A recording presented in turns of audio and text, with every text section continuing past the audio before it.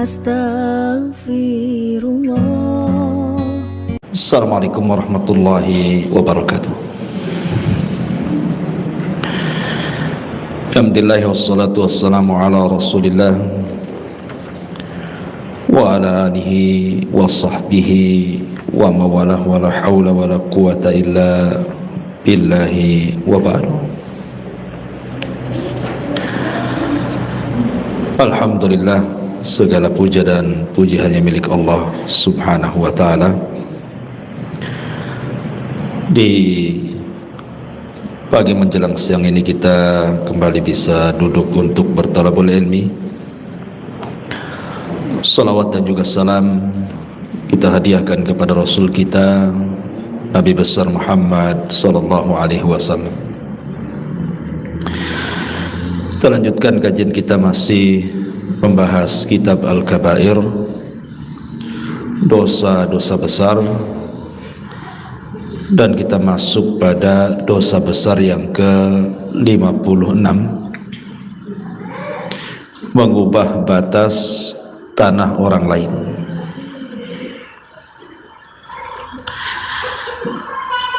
Bab ini sangat penting sekali kita bahas karena di masyarakat kita ini banyak sekali perselisihan gara-gara rebutan batas tanah. Bahkan tidak jarang sampai terjadi pertumpahan darah, bunuh-bunuhan gara-gara rebutan lahan, rebutan batas lahan. Makanya Islam membuat aturan dan mengancam siapapun yang merubah-rubah batas tanah, maka akan mendapatkan laknat dari Allah subhanahu wa ta'ala. Dan laknat itu artinya dijauhkan daripada rahmat dan didekatkan dengan azab Allah subhanahu wa ta'ala. Di dalam hadis yang dicantumkan Imam Zahabi di sini, di mana Nabi sallallahu alaihi wasallam bersabda dalam hadis Ali radhiyallahu an, dari Nabi sallallahu alaihi wasallam,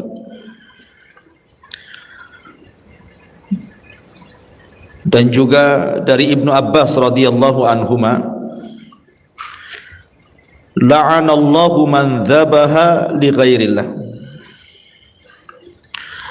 la'anallahu man ghayyara tuhumal ardi, la'anallahu man kamahal a'ma anis sabili, la'anallahu man sabba walidayhi, la'anallahu man amila amala qaumi lutin. Allah melaknat orang-orang yang berkurban untuk selain Allah, menyembelih bukan karena Allah subhanahu wa ta'ala. Dan siapapun yang menyembelih bukan karena Allah, maka dia telah melakukan kesyirikan, dan sembelihannya haram dimakan, tidak boleh dimakan haram. Kemudian Allah subhanahu wa ta'ala melaknat orang-orang yang merubah batas-batas tanah, menggosok tanah orang, mengambil tanah orang, atau mencuri tanah orang. Dan ini banyak terjadi, baik di hutan-hutan, di kebun-kebun, di tanah-tanah kosong, termasuk juga terkadang rumah sudah jadi, dia ambil rumah orang lain tanpa hak dan mengaku itu adalah tanah dia. Kemudian Allah subhanahu wa ta'ala juga melaknat orang-orang yang membuat bingung orang-orang buta ketika berjalan, disesatkan jalannya. Dan juga Allah Subhanahu wa taala melaknat orang-orang yang mencela kedua orang tuanya. Kemudian Allah juga melaknat orang-orang yang melakukan amalan kaum Lut, kaum Sodom. Berapa di sini? Ada 5 laknat yang disebutkan oleh Nabi SAW. Yang pertama, Allah melaknat orang yang menyembelih bukan karena Allah, seperti menyembelih binatang untuk gunung, untuk lautan, digunakan untuk sesajen dan yang semacamnya, atau sengaja menyembelih tidak membaca basmalah, maka ini masuk pada laknat di sini. Kemudian yang kedua, Allah melaknat orang-orang yang merubah-rubah bumi. Inilah yang kita akan bahas. Laknat yang kedua, Allah melaknat orang yang mengubah batas tanah orang lain. Ma'asyiral muslimat yang dimuliakan Allah Subhanahu wa taala, orang itu perlu paham bahwa rizki manusia itu sudah dicatat, tidak mungkin melewati takdirnya. Rizki manusia itu tidak mungkin melewati takdir Allah.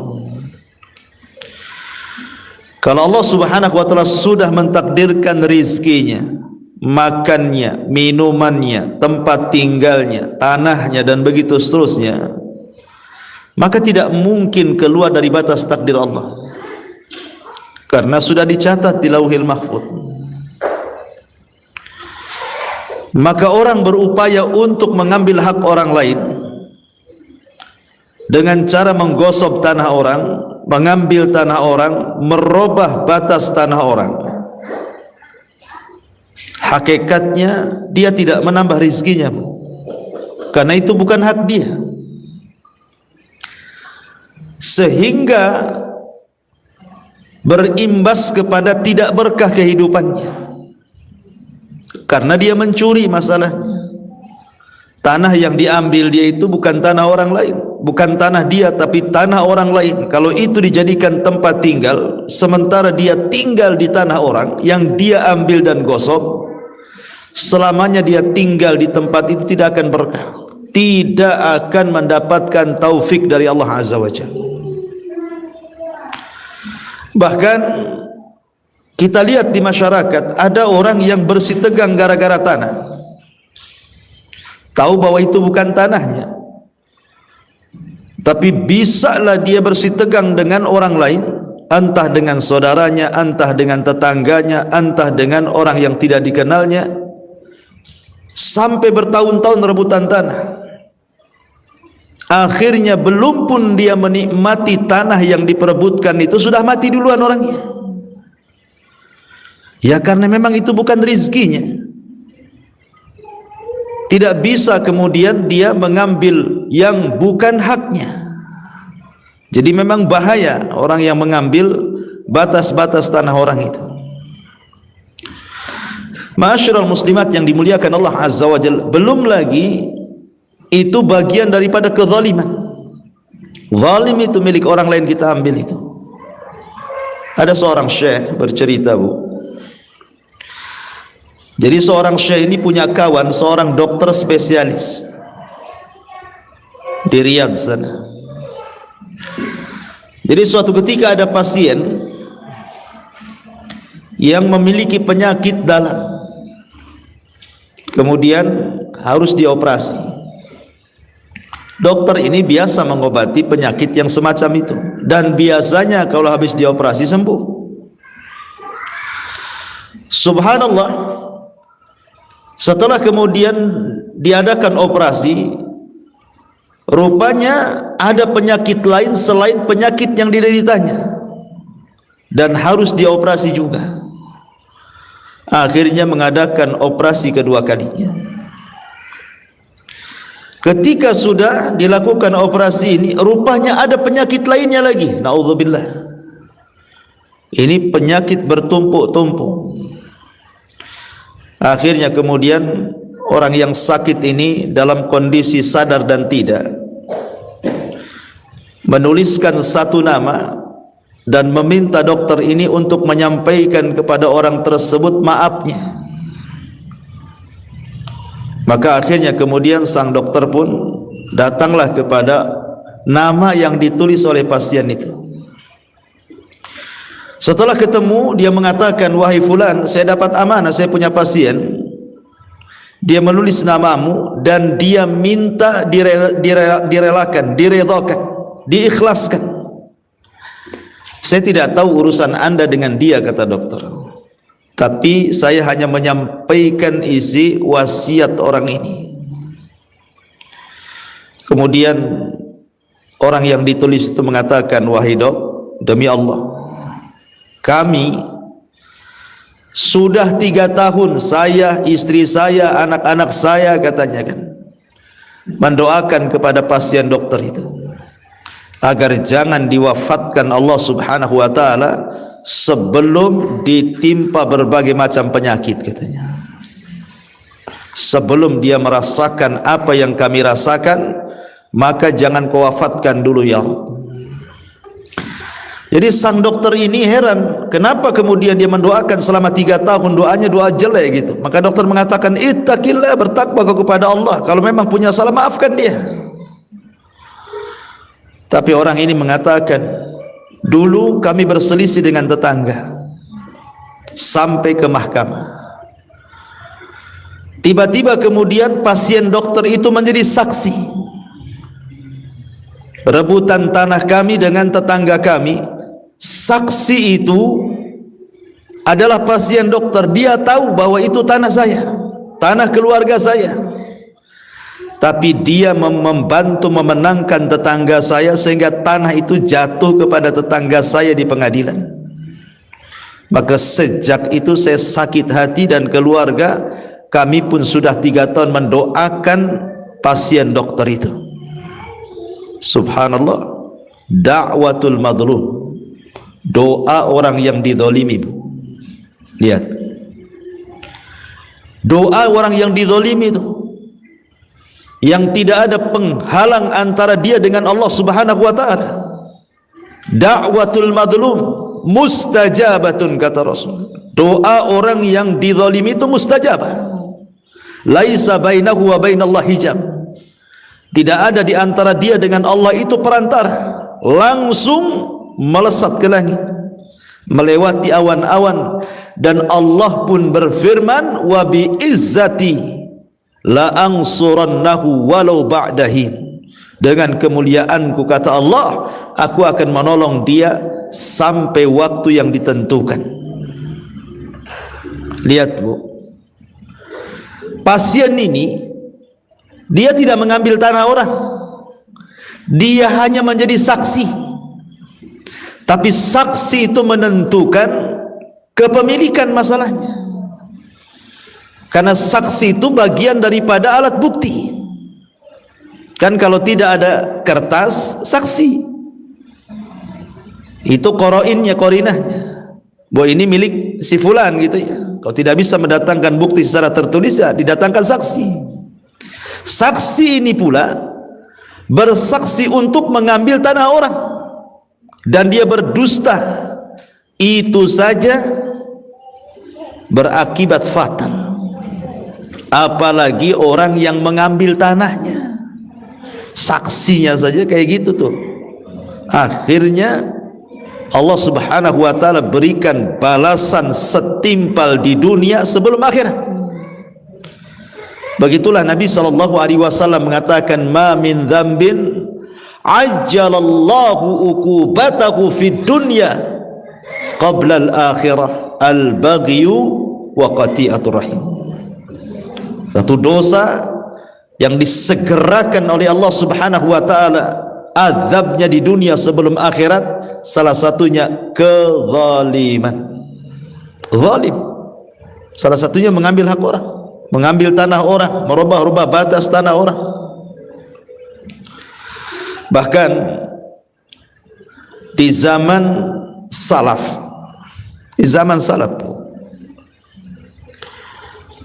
ketika itu Madinah, gubernurnya adalah Marwan, Khalifah Marwan. Dialah ketika itu masih jadi gubernur kota Madinah. Ada seorang wanita datang mengadu kepada Khalifah Marwan ini. Apa aduannya? Dia mengatakan bahwa tanahnya diambil oleh seorang sahabat Rasul namanya Zaid ibnu Amrin, atau Sa'id ibn Zaid ibni Amrin ibn Naufal. Sa'id ibn Zaid ibni Amr ibn Naufal. Wanita ini datang kepada Khalifah Marwan, Gubernur Marwan, bahwa dia dizalimi oleh Sa'id katanya. Sa'id ini bu, orangnya mustajab dakwah, kalau berdoa itu dikabulkan. Dan dia adalah satu di antara al-asyaratu al-mubasyiruna bil jannah, 10 sahabat yang dijanjikan masuk surga setelah Abu Bakar, Umar, Utsman, Ali, Talha, kemudian Abdurrahman bin Auf, Sa'd bin Abi Waqqas, dan begitu seterusnya. Lah Sa'id bin Zaid ini salah satunya, menikah dengan salah satu dari adiknya Umar bin Khattab radhiyallahu an, Fatimah. Wanita ini mengklaim dizalimi oleh Sa'id, bahwa Sa'id ibn Zaid mengambil tanahnya. Akhirnya Khalifah Marwan ini memanggil Sa'id dan mengatakan, ya Sa'id, betul engkau mengambil tanah wanita ini? Sa'id pun murka dan mengatakan, wahai fulan, wahai Khalifah Marwan, tidak mungkin aku mengambil tanah wanita ini, karena aku pernah mendengar sabda Nabi sallallahu alaihi wasallam, man zalama shibran,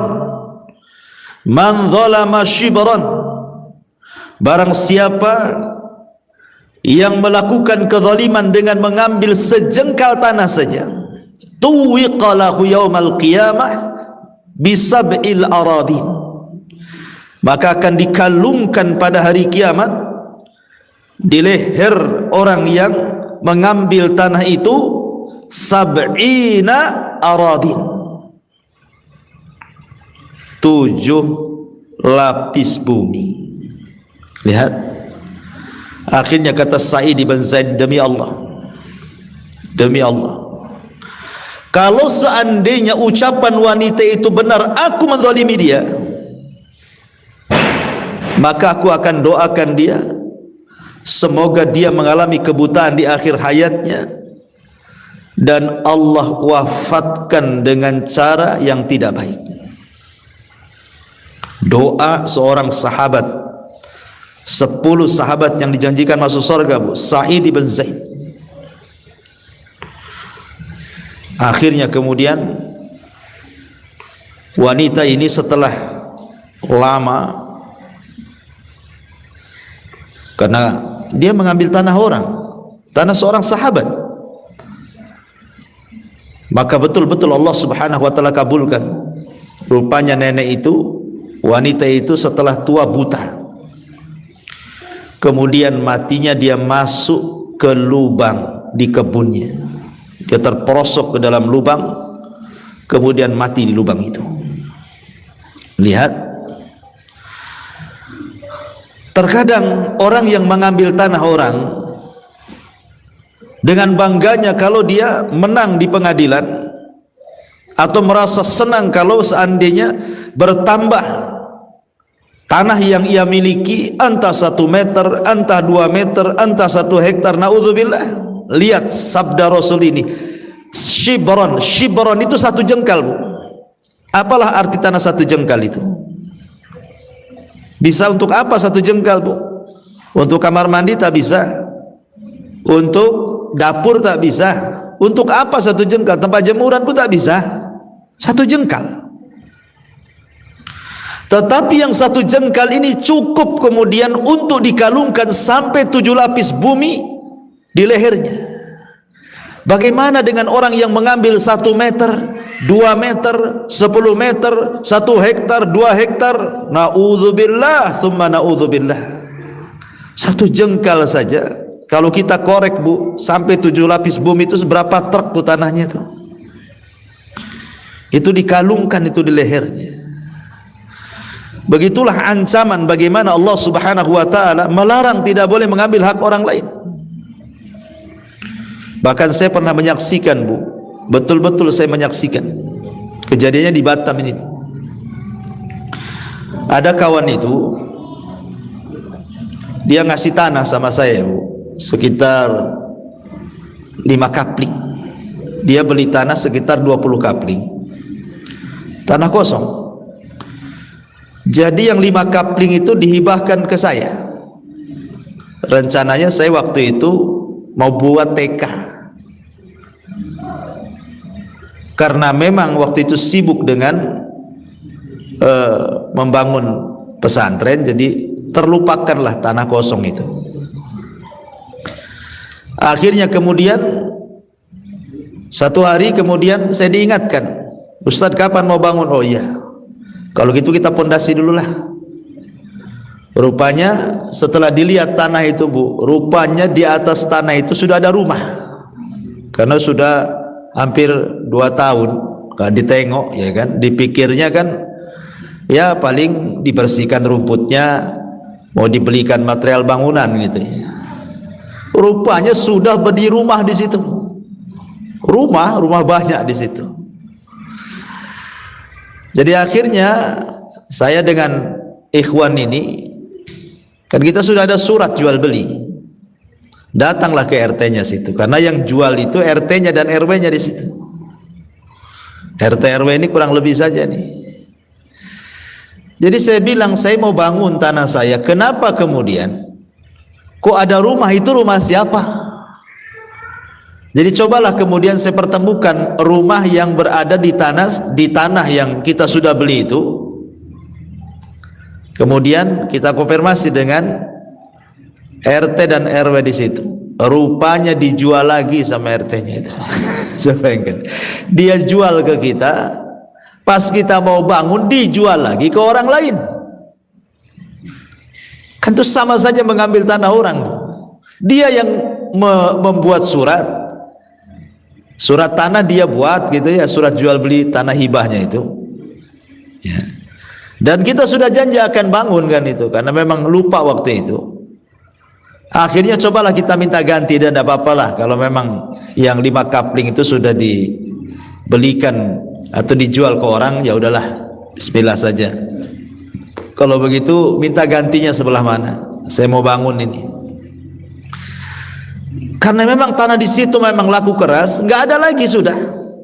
Tanah kosong itu udah milik orang semua. Akhirnya dia hanya janji-janji saja, ya nanti kita carikan Pak, katanya. Sampai lewat sebulan, 2 bulan, 3 bulan, terus kita datang, asih begitu saja ngomongnya tuh. Akhirnya ya sudahlah kalau begitu Pak, nggak ada tanah, nggak apa-apa, balikin aja duitnya. Kita mau cari tanah di tempat orang. Tak mau juga dibalik-balikan Bu, uang itu. Ya sempatlah kawan ini, ikhwan kita ini yang sudah ngasih ini kan marah juga gitu ya. Tapi ya sudahlah, memang sudah bukan rezekinya, kita ikhlaskan sajalah. Subhanallah. Selang 1 tahun setelah peristiwa itu, RW-nya di situ meninggal dengan cara mengenaskan. Meninggal di kamar mandi Bu. Ya. Rupanya usut punya usut. Malamnya dia dugem gitu ya, katanya, ceritanya seperti itu. Kemudian mabok, kemudian masuk kamar mandi, nggak keluar lagi, rupanya meninggal di kamar mandi Bu. Jadi saya berpikir ya, subhanallah ya, karena mungkin korban bukan ikhwan kita saja yang beli tanah 20 kapling, yang 5 kapling kan diwakafkan ke saya waktu itu. Rupanya peristiwa ini bukan hanya kejadian kepada ikhwan kita saja. Rupanya saya tanya di situ, kasusnya menimpa, bukan hanya 1-2 orang tuh yang kena tipu tuh. Sudah dijual tanah itu, dijual lagi. Jadi satu tanah itu, satu kapling itu bisa pemiliknya itu sampai 3-4 orang tuh. Yang jual itu yang mengaku punya lahan, dia juga gitu kan. Naudzubillah. Kemudian habis itu RT-nya juga sama juga, mengenaskan meninggalnya. Mengenaskan. Dua-duanya mengenaskan meninggalnya. Jadi memang saya berpikir ya, maka shadaqah Nabi sallallahu alaihi wasallam, benarlah ucapan Nabi itu. Ketika Nabi SAW mengatakan tidak ada dosa yang disegerakan azabnya di dunia sebelum akhirat kecuali zalim. Zalim orang ini. Masa tanah sudah dijual sama orang diambil lagi? Kan sama saja dia. Apalagi habis itu diambil lagi, dijual lagi ke orang. Orang ini nggak bangun, dijual lagi ke orang. Tapi uangnya nggak mau dikembalikan, pokoknya itu. Apa nggak zalim, Bu? Jadi saya saksikan sendiri gitu, sampai ketika meninggalnya itu kita juga sempat ke sana gitu ya. Jadi saya sampai geleng-geleng apa, naudzubillah. Mudah-mudahan kita tidak seperti mereka. Betul-betul dihinakan kematiannya. Ya. Ma'asyiral muslimat yang dimuliakan Allah Subhanahu wa taala. Karena mengambil tanah orang itu bagian daripada kezaliman, dan hidupnya tidak akan berkah, karena juga dia kan maling gitu ya. Mencuri sama dengan mencuri, mengambil hak orang lain kan sama dengan mencuri. Makanya di zaman Nabi sallallahu alaihi wasallam, Bu. Di zaman Nabi sallallahu alaihi wasallam ada seorang sahabat dari Hadrami, orang Hadraul Maut. Dia berselisih dengan seorang laki-laki dari Kindi. Jadi satunya kabilahnya dari Hadraul Maut, satunya kabilahnya dari Kindi. Datang kepada Nabi sallallahu alaihi wasallam si Hadrami ini, sahabat dari Hadraul Maut ini. Kemudian mengatakan, "Ya Rasulullah, inna hadza ghalabani ala ardin kanat li abi." Rasul, ini orang dari Kindi ini, dia sudah mengambil tanahku. Padahal tanah itu adalah tanah warisan bapakku, dia ambil, dia garap tanpa sepengetahuan diriku. Kemudian Nabi SAW mengatakan kepada sahabat ini, adakah bukti bahwa itu tanahmu? Saya tidak punya bukti ya Rasul, tapi itu tanah bapakku yang diwariskan kepadaku. Orang ini mengambilnya, bahkan menggarapnya. Maka Rasul melirik kepada laki-laki dari Kindi ini, apakah betul engkau mengambil tanah orang ini? Seorang laki-laki dari Hadrami ini. Kata laki-laki dari Kindi ini mengatakan, hiya ardi fi yadi azrauha laisa lahu fiha haqqun ya Rasul. Ini tanahku, bukan tanah dia, katanya. Aku yang menggarapnya bertahun-tahun di tanah ini. Tiba-tiba dia datang, dia ngaku tanahku, katanya. Lihat, Bu, begitulah sejak zaman Rasul ada juga yang rebutan tanah itu. Bukan zaman sekarang lebih parah lagi. Kadang-kadang kalau PT-PT merasa diserobot tuh, bisa bayar preman-preman tuh, Bu ya. Zaman dulu ada yang kayak gini. Jadi Nabi SAW kemudian mengatakan, lihat wahai Hadrami, laki-laki dari Hadrami, dia tidak mengaku mengambil tanahmu. Alaka bayyinatun, kamu punya bukti bahwa itu tanahmu? Kemudian laki-laki dari Hadrami tetap mengatakan, la, tidak wahai Rasul, tapi yakin itu tanahku, itu tanah bapakku. Akhirnya kemudian, karena engkau telah menuduh tanpa bukti, maka Nabi SAW mengatakan, gimana dalam persidangan, Bu? Dalam persidangan itu, al-bayyinatu alal mudda'i wal yaminu ala man angkar, kan itu ya. Bukti itu harus disiapkan bagi orang yang nuduh. Kalau yang nuduh tidak punya bukti, berarti sumpah berlaku kepada orang yang dituduh. Makanya ketika seorang laki-laki dari Hadramit tidak mampu mendatangkan bukti, Rasul melirik kepada seorang dari Kindi dan mengatakan, kamu siap sumpah itu tanah? Kata laki-laki dari Kindi ini mengatakan, siap wahai Rasul, karena ini tanahku, aku yang sudah menggarapnya sejak lama. Tiba-tiba laki-laki dari Hadramut mengatakan, Rasul, jangan kau dengarkan sumpahnya, dia itu orang fajir, orang jahat, itu orang jahat, senang-senang aja dia kau suruh sumpah, ya pasti dia mau bersumpah lah, orang jahat katanya. Kata Nabi SAW, gimana begitu caranya? Engkau mengaku itu tanahmu, kau tak ada bukti. Kemudian saya katakan kepada orang yang merebut tanahmu bahwa itu tanahnya dan siap bersumpah, kemudian kau katakan dia orang fajir, memang begitu keputusannya. Engkau tidak bisa mendatangkan bukti, ya sumpah kepada orang yang dituduh bahwa itu tanahnya.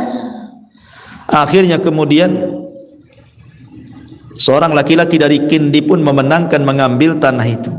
Tetapi kata Nabi SAW, innama ana bashar wa innakum takhtasimuna ilayya wa la'alla ba'dakum an yakuna alhan bihujjatihi min ba'din fa aqdilahu binahwi ma asma faman qadaitu lahu bihaqqi akhihi fa innama aqta'u lahu kit'atan minan nari, kata Rasulullah. Saya ini hanya manusia, kata Nabi. Terkadang ada di antara kalian berselisih, kemudian di antara orang yang berselisih itu ada yang lebih hebat omongannya. Boleh jadi dia pakai pengacara, pakai lawyer, pandai ngomong, akhirnya yang salah jadi benar, yang tidak punya hak jadi punya hak, kan gitu ya. Boleh jadi di antara kalian yang berselisih itu ada yang alhan, orangnya itu orator, pandai ngomong, pandai bicara, bersilat lidah dan begitu seterusnya. Fa'aqdilahu binahwi ma asma, tapi aku hanya memutuskan sebatas yang aku dengar saja. Maka barang siapa yang kuputuskan sesuatu terbalik dari keputusanku, maksudnya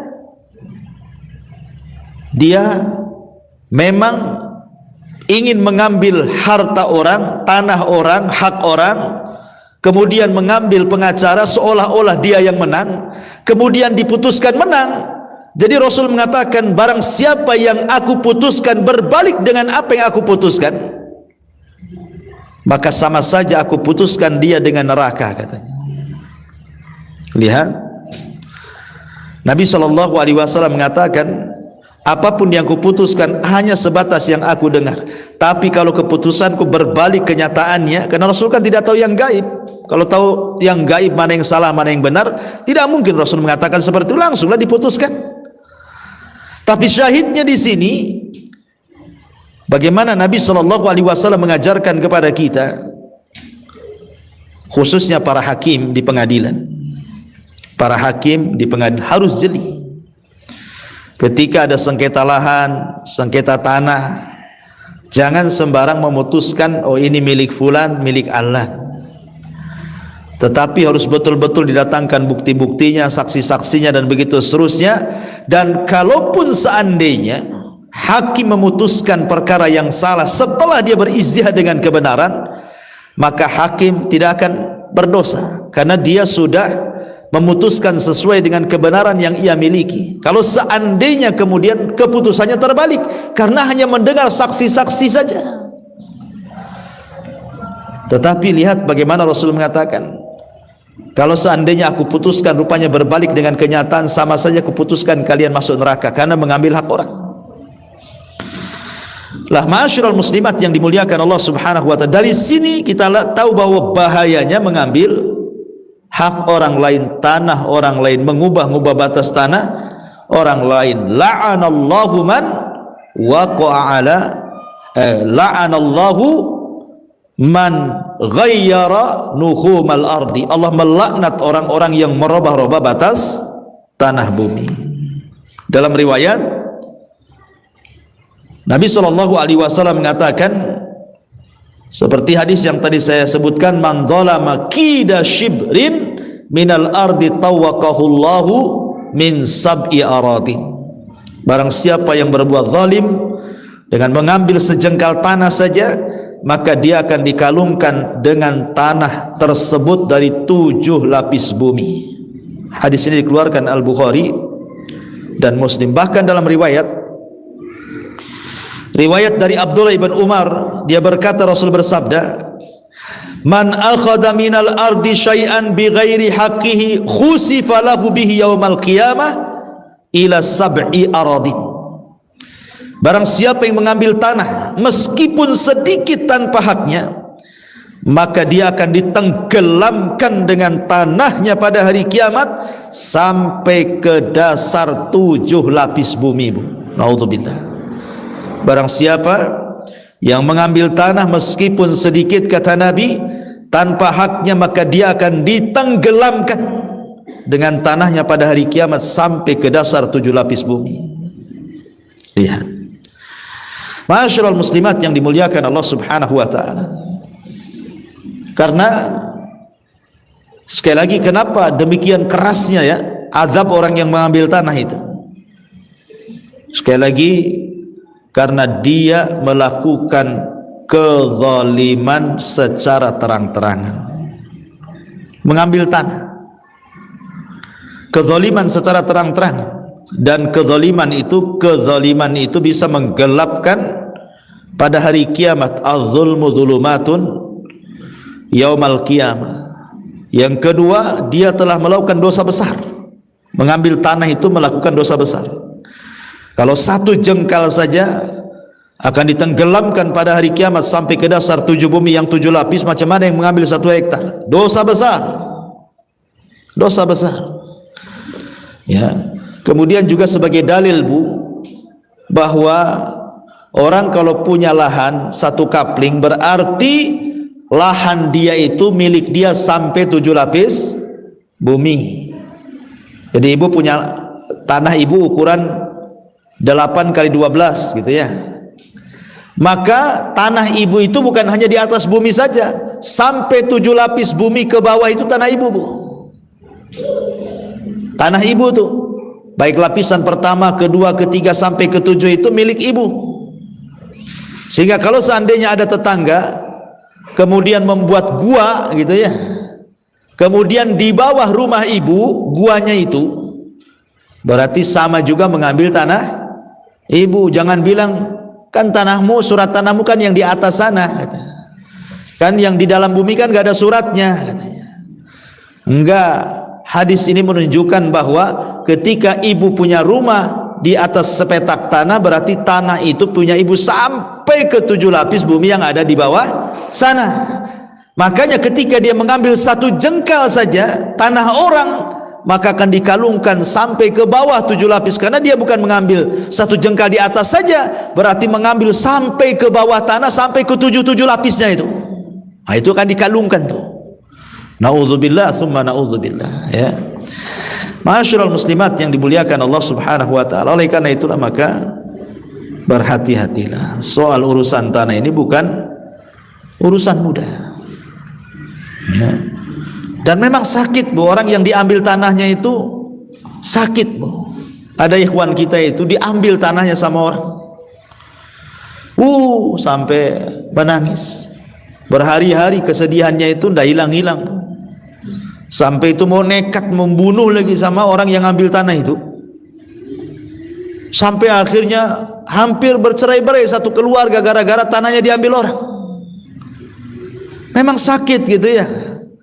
Makanya kenapa orang-orang yang diambil haknya itu terkadang kalau dia tidak ikhlas, dia akan mendoakan yang enggak tuh. Akan mendoakan orang yang melakukan kezaliman itu dengan kebinasaan, dan lambat laun pasti doanya orang yang dizalimi itu mustajab. Karena memang sakit, Bu, diambil haknya oleh orang lain itu. Ya, karena saya juga pernah merasakan gitu ya. Diambil haknya oleh orang lain itu memang luar biasa. Ya, tetapi ingatlah kalau seandainya kita ikhlas kepada Allah Subhanahu wa taala, yakin bahwa man taraka syai'an lillahi awadallahu khairan minhu. Barang siapa yang meninggalkan sesuatu karena Allah, pasti Allah akan mengganti sesuatu itu dengan yang jauh lebih baik lagi. Ya sudahlah, ikhlaskan saja. Mungkin bukan rizkinya, Karena rizki orang itu kan tidak mesti dengan halal saja, haram pun kadang-kadang dikategorikan rizki, karena rizki itu ada yang halal, ada yang haram. Tapi ada orang yang tergesa-gesa mengambil rizki dengan cara yang haram. Padahal kalau dia sabar dia dapat yang halal, tapi karena tidak sabar dia mendapatkan yang haram. Makanya hidupnya tidak berkah orang-orang yang mengambil tanah orang itu. Na'udzubillah tsumma na'udzubillah. Wallahu alam. Ini di antara laknat yang kedua, kata Nabi sallallahu alaihi wasallam, la'anallahu man ghayyara tuhumal ardi. Kemudian yang ketiga, la'anallahu man kamahul a'ma anis sabil. Allah melaknat orang-orang yang membuat bingung jalannya orang buta. Sudah buta dipermainkan, mengantar orang buta ke yang bukan alamatnya. Ini sama juga dengan merubah-rubah ini, Bu. Merubah-rubah batas, pelang-pelang arah. Kan kadang-kadang orang yang, contoh nih ke Batam, orang ini tidak pernah ke Batam, Bu. Akhirnya dia pun rental mobil, setir sendiri gitu ya. Kan lihat di jalan-jalan tuh arah ke Batu Haji, arah ke Nagoya, arah ke Jodoh, arah ke Batu Besar, arah ke Bengkong kan. Kemudian dimain-mainkan pula, pelangnya itu diarahkan harusnya ke Batu Haji, diarahkan pula ke Batam Center, Bu. Ini masih mendingan, Bu, kalau di kota ya kan. Tapi kalau ngerubah-rubah jalan umpamanya di padang pasir atau di hutan, kemudian pelangnya dibuat main-main, diarahkan ke tempat lain, ini orang bisa mati, Bu.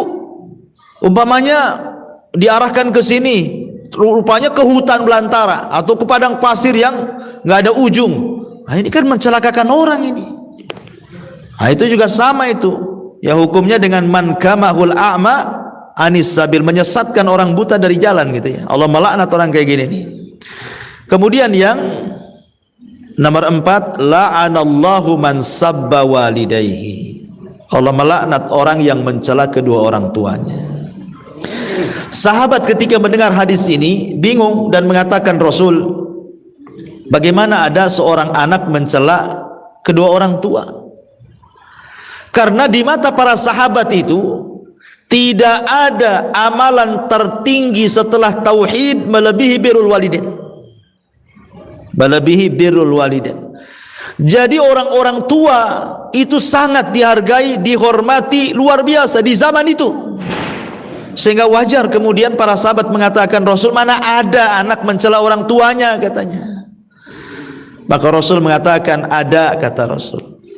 Engkau mencela orang tua orang lain, kemudian anaknya tidak terima, anaknya pula mencela orang tua kamu. Seperti kita mengatakan, dasar bajingan orang tuamu, anaknya enggak terima, ngomong pula orang tuamu lebih bajingan lagi. Nah, itu sama dengan melaknat orang tua kita sendiri lewat lisan orang karena kita mencela orang tua orang lain. Ya, maka hati-hati. Yang seperti ini saja dianggap mencela orang tua, padahal yang mencela orang lain. Tapi yang menyebabkan orang lain mencela orang tua itu kita gitu. Apalagi orang yang telak-telak dia mencela orang tuanya sendiri, naudzubillah. Dicacinya orang tuanya, dimakinya, direndahkannya dengan lisannya, apalagi sampai dengan tangannya. Dibuat orang tuanya lapar, dibuat orang tuanya sedih, dibuat orang tuanya sakit, apalagi sampai tingkat membunuh, naudzubillah. Seperti yang terjadi di negeri kita ini, ada loh anak bunuh orang tuanya. Akalnya di mana tuh? Gara-gara minta sepeda motor nggak dikasih, dibantai orang tuanya. Gara-gara ingin dapat waris cepat, diracun orang tuanya. Nah, ini sudah durhaka, di atasnya durhaka lagi nih. Ya. Maka Rasul mengatakan, la'anallah man sabba walidayhi. Allah melaknat orang yang mencela kedua orang tuanya. Dan yang terakhir, la'anallahu man amila amala qaumi lutin. Allah melaknat orang-orang yang mengamalkan perbuatan kaum Lut, LGBT. Subhanallah. Di Batam ini, jangan cerita Indonesia, Bu. Di Batam ini loh, banci-banci kaleng itu banyak, Bu. Bahkan saya ini punya pengalaman, apa udah diceritakan nggak sama ibu tuh? Saya subuh-subuh itu kan ada jadwal Bu di Puskopkar itu. Ya, setiap Jumat Sabtu itu di Darul Ihsan, bukan Puskopkar, dia Darul Ihsan. Di Masjid Darul Ihsan itu saya Jumat, Sabtu subuh itu ada jadwal di sana. Jadi jam 3 sudah bangun. Setengah 4 saya berangkat dari rumah nih. Karena mungkin malamnya kurang tidur Bu, itu menjelang setengah jam tuh mau subuh. Jadi saya parkirkanlah di depan pasar second di Puskopkar itu Bu. Saya tidak tahu kalau di situ sarangnya banci, ya Bu ya. Jadi mobil itu ya namanya ngantuk, daripada saya celaka ya saya mau tidurkan entah 5 menit 10 menit jadilah, daripada nggak tahan ngantuk.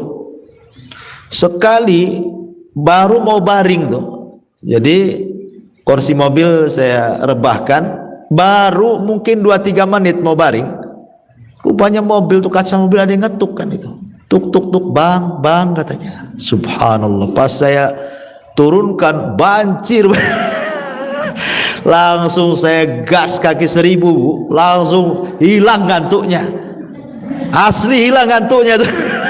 Langsung saya udah langsung ngacir langsung ke masjid.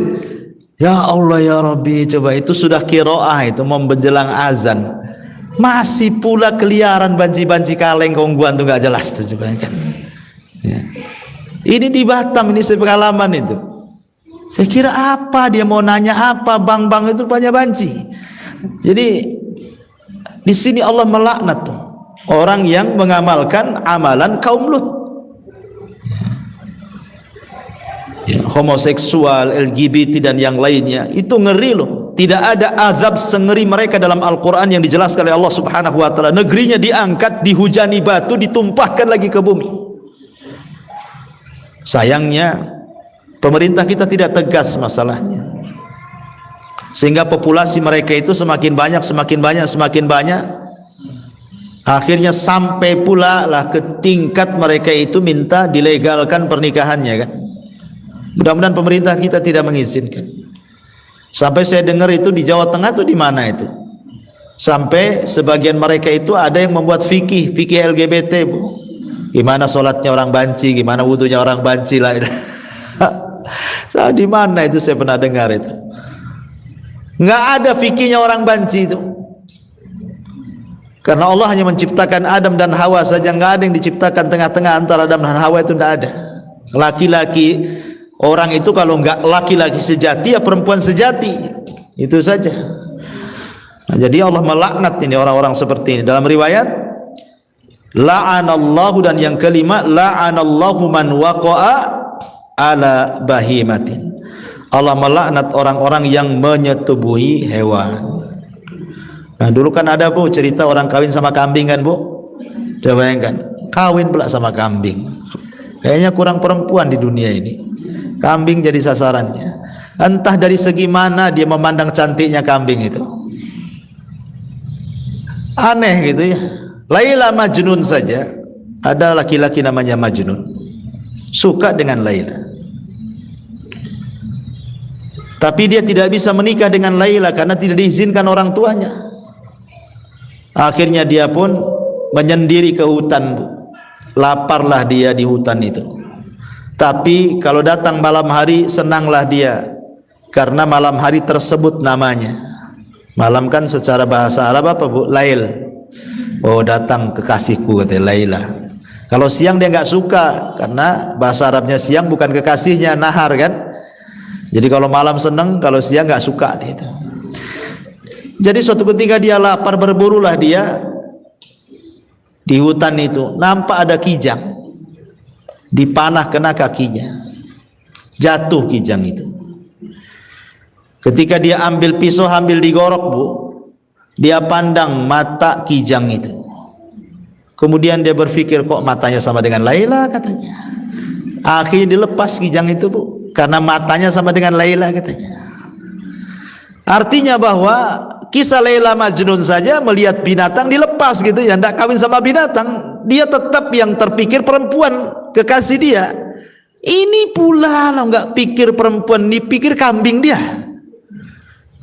Nah, ini yang viral, entah kemudian belakangan akhirnya katanya hanya untuk konten, untuk apa, tapi nggak layak gitu ya. Masa buat konten-konten kayak gini? Ini kan memberikan edukasi yang nggak bagus, pelajaran yang nggak bagus kan itu ya. Kok nikah sama binatang? Jangan kan nikah pacaran sama binatang, ya nggak jelas, nggak boleh. Binatang itu ya binatang, ya kehidupannya sendiri, jangan diganggu. Sebagaimana kita juga manusia punya kehidupan sendiri. Ya, ini diantara 5 laknat yang Nabi SAW jelaskan, tapi inti pembahasannya adalah la'anallahu man ghayyara tuhumal ardi. Allah melaknat orang yang merubah-rubah batas tanah. Baik, sampai di sini Bu. Sebelum saya tutup silakan kalau ada yang bertanya.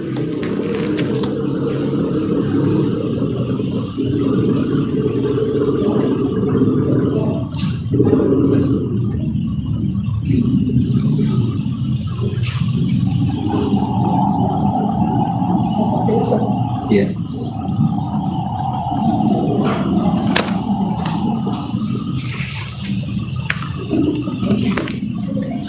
Ya, di sini ada soalan. Assalamualaikum Ustaz. Waalaikumsalam warahmatullahi wabarakatuh. Izin bertanya ya. Satu, jika seseorang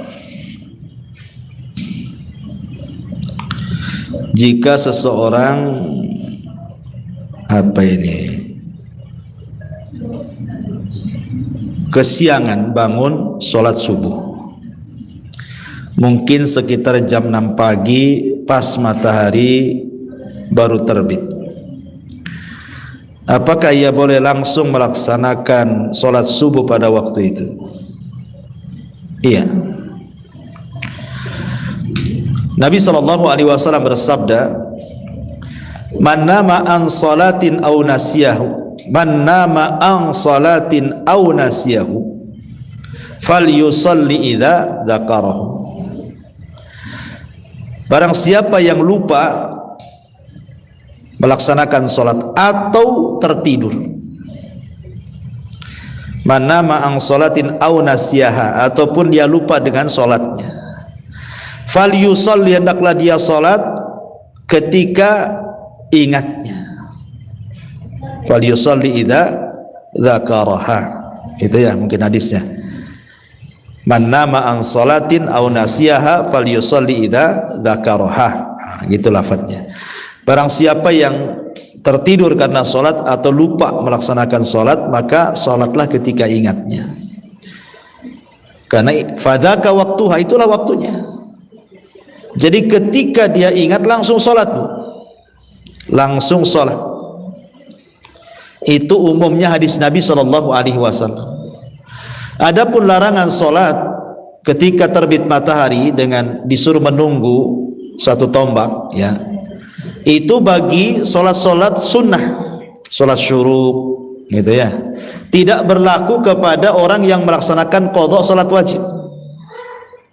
Jadi karena Rasul mengatakan salatlah ketika ingat, tanpa melihat matahari terbit, sudah terbit, sedang terbit, gitu ya. Pokoknya salat ketika ingat. Karena itu salat wajib, gitu ya. Sebaiknya langsung salat. Ini yang pertama, Allahu a'lam. Yang kedua, bolehkah seseorang penjual tanah, maksudnya misal tanah hitam untuk tanaman dari lahan yang tidak tahu siapa pemiliknya, apakah halal uang hasil penjualan tanah tersebut, dan bagaimana juga hukumnya bagi pembeli tanah tersebut? Ya, tidak bolehlah mengambil tanah orang, gosok namanya, Bu. Izin, ya, izin dulu. Jangankan ngambil tanahnya, sholat di tempat tanah orang nggak ada izin saja diperselisihkan apakah sah atau tidak. Sholat, Bu, di tanah orang, kalau orang itu nggak suka, itu kan gosok namanya, ya. Itu diperselisihkan apakah sah atau tidak, walaupun pendapat yang kuat sah, gitu ya, tetapi kan tetap haram, tidak boleh karena gosok, dosa. Apalagi mengambil sesuatu dari tanah orang, berupa tanahnya lagi, kan, gitu ya. Sebaiknya minta izin. Sebaiknya minta izin. Beda kalau mungkin tanah milik negara, gitu ya. Nah, tapi kalau sudah tanah itu tanah milik orang pribadi orang, jelas ada suratnya, itu kebun orang, sebaiknya izin. Sebaiknya izin. Bagaimana yang membelinya? Yang membelinya kan tidak tahu, Bu. Kecuali penjualnya ngomong, ini saya jual tanah, ngambil di tanah orang lain. Lain nggak usah belilah. Kan penjualnya nggak ngomong, Bu. Ya ibu kan lihat dohirnya dia jual tanah, ibu beli. Ya penjual nggak ada masalah, kecuali ibu tahu ya. Tapi yang jual ini masalah, sebaiknya izin, jangan ngambil-ngambil milik orang. Wallahu a'lam. Iya. Jika di samping rumah ada sisa lahan gitu Ustaz, dan di samping rumah itu pemilik rumah yang di samping lahan itu menanam tanaman gitu, itu boleh atau tidak? Menanam tanaman Di lahan kosong sebelah rumah. di lahan kosong sebelah rumah. Lahan itu punya siapa? Punya jalan, berarti Punya jalan. Punya umum, punya negara lah ya. Itu mungkin pasum. Ya saya kira kalau punya negara insya Allah nggak ada masalah. Cuman kalau dia mau mengambil untuk peluasan jalan ya harus rela kalau diambil sama negara gitu kan. Kadang-kadang enggak gitu, kasihan negara ini kadang-kadang gitu harus gusur gitu ya.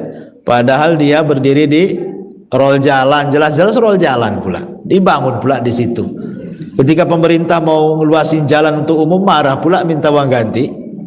Ya kan, artinya ya kalau hanya sekedar memanfaatkan dan itu bukan lahan orang, lahan negara, insya Allah tidak ada masalah. Tapi kalau negara mau ngambil ya harus diikhlaskan lah ya, jangan dipersulit. Apalagi peluasan jalan kan jelasnya kemaslahatannya orang ramai ya. Dia mau luasin jalan kan untuk orang lain, untuk orang ramai, untuk rakyat gitu ya. Wallahu a'lam. Ya. ada yang tanah, ada izin kita, tanam itu buah gitu Ustaz. Hasilnya itu jadi ibu punya lahan kebun, kemudian ada orang lain nanam di kebun ibu. Apakah tanaman orang lain itu milik ibu gitu ya? Karena kan dia nanam di tempat ibu ya. Apakah hasilnya ibu ambil juga? Ya. Begini Bu, ada kasus di zaman Nabi. Jadi ada orang itu beli lahan, tapi dia hanya jual tanahnya saja. Adalah satu pokok kurma itu dia tidak jual. Tanahnya dia jual, pohon kurmanya tak dijual. Akhirnya kemudian orang yang punya pohon kurma ini bolak-balik masuk kebun tuh, sehingga menyakiti yang punya lahan. Dia kan sudah jual lahannya, masa pohon kurmanya tak dijual gitu ya. Jadi bolak-balik itu. Jadi akhirnya yang membeli lahan ini, sudahlah beli, juallah sekalian pohon kurmamu itu. Kau sudah menyakiti kami, masih bolak-balik masuk kebun kami aja katanya. Dia mengatakan tidak, saya nggak akan jual pokok kurma itu katanya. Kamu menyakiti saya, ya gimana, itu kan pokok kurma saya katanya. Sampailah kepada Nabi ya. Maka diceritakan, Rasul, saya beli lahan sama dia, tapi pohon kurmanya pula tak dijual. Saya berusaha membelinya tapi dia tak kasih, padahal dia menyakiti bolak-balik masuk kebunku itu. Maka Rasul mengatakan kepada pemilik kurma itu, jual kepada saudaramu. Berapa harganya? Supaya dia tidak tersakiti. Depan Nabi pula dia mengatakan tidak, aku tidak akan jual. Maka Rasul mengatakan kepada pemilik lahan, tebang kurmanya, buang kayunya katanya. Jadi ibu bisalah gunakan riwayat ini kepada orang yang nanam itu. Kamu kan sudah nanam di kebun saya, ini kan tanah saya. Ya udahlah, berapalah pohon pisang yang kau tanam itu gitu Bu. Nanti jadi milik ibu. Oh, per pohonnya 300, kasih 300. Jadi nggak boleh lagi dia hak mengambil pisangnya. Kalau dia tak mau Bu, boleh ibu tebang buang. Ini tanah-tanah saya, ngapain kau di tanah saya pula gitu. Tapi kalau kemudian ada kesepakatan, lebih baik lagi. Kata yang punya tanam, ya sudahlah, karena saya ini tanah kamu, tapi pohon-pohon saya, gimana kalau kita bagi dua? Kan asik Bu kalau begitu ya. Jelas itu ya. Tapi kalau dia tanam, hasil diambil dia, kita yang punya lahan tak dapat apa-apa, boleh Bu ambil tanamannya, buang. Setelah kita diskusi, kita beli tak mau, ya sudah, suruh pindah dia, cari tempat lain. Nah, itulah wallahu a'lam, mungkin begitu solusinya. Ya. Baik, sampai di sini. Subhanakallah bihamdika asyhadu an la ilaha illa anta astaghfiruka wa atubu ilaik. Allahu ta'ala alam. Assalamualaikum.